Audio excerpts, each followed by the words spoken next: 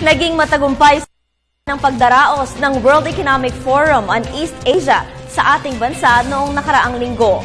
Ayon kay PCOO Secretary Sonny Coloma, nangibabaw sa naturang forum ang kakayahan at kahandaan ng Pilipinas na magtamo ng inclusive growth na isang mahalagang aspeto ng pag-unlad. Pinapurihan din ng kalihim ang diwa ng bayanihang ipinamalas ng mga Pilipino na siya raw tunay na nakapagtaguyod ng ekonomiya ng Pilipinas.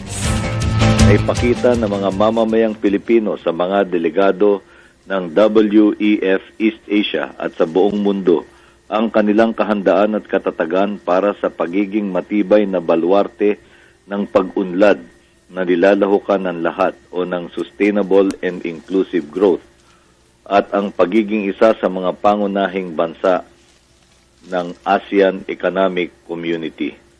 Ang mga mamamayang Pilipino ang tunay na bayani sa pag-unlad ng bansang Pilipinas at ang ating pagtaguyod ng diwa ng ang maghahatid sa ating lahat sa isang mas maaliwalas na kinabukasan.